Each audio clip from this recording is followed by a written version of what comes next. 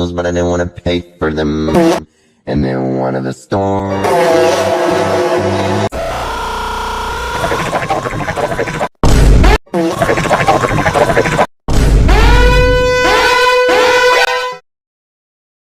put that back, and he grabbed my arm, and I said, Among Us!